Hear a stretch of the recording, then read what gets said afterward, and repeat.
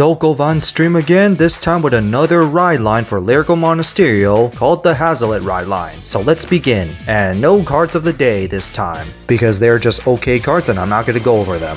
So first off, here's the starter, Fresh Start Hazelit. Moving on. Next, Bouncy Guilt Hazelit, which is a grade 1 with AK power with the skill of Auto. When rolled upon by a grade 2 Hazelit, choose one grade 2 or less normal unit from your hand and call it to rearguard, and then until the end of turn, it gets plus 2k power and this ability. Auto rearguard. At the end of battle, this unit attack the Vanguard, draw a card, and then put this unit to the bottom of the deck. That will be a theme of the Hazelit playstyle because you put cards to the bottom of the deck like it's similar to Time Leap, and then you're going to be calling more cards on top of that, hopefully.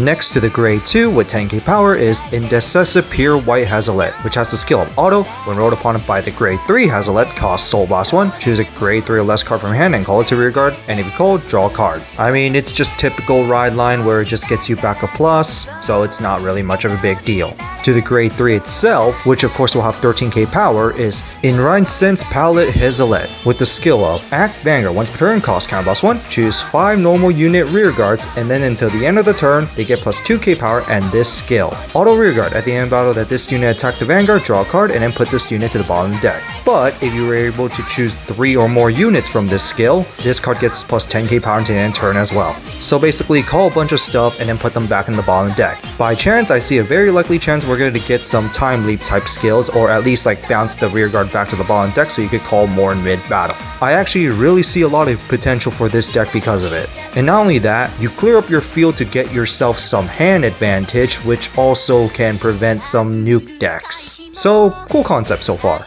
And into some support cards, our first card is Adorable Shooter Confir. Grade 2, tank power, and the skill is Auto. When placed from rearguard to hand, if your Vanguard is Hazelit, costs put a grade 2 or less card from your hand into Soul, and then look at top 7 cards of your deck, and then you choose a grade 3 card with 12k or less power, a grade 2 with 9k or less power, or a grade 1 with 7k or less power, and call them to rearguard. And then of course shuffle your deck. If you cannot call, draw a card. So basically you get 1 soul for 1 call, but it cannot be the normal base power of a certain unit of each grade. Lyrical has a good amount of those, so it shouldn't be too bad, especially some older support cards. At least that they finally made some use of some units that do not have regular base power of certain grades. And will be quite important because Hazelit wants you to call more stuff. Finally, Rainbow Future Shurit, grade 1, 6k power, and the skill of Auto Rearguard. When this unit boosts a rearguard, and if your Vanguard is a grade 3 or greater Hazelit, this card gets us 5k power until the end of battle, and at the end of that battle, it costs Soul Blast 1, choose one of your rearguards in the center back row, and move it to open front row rearguard.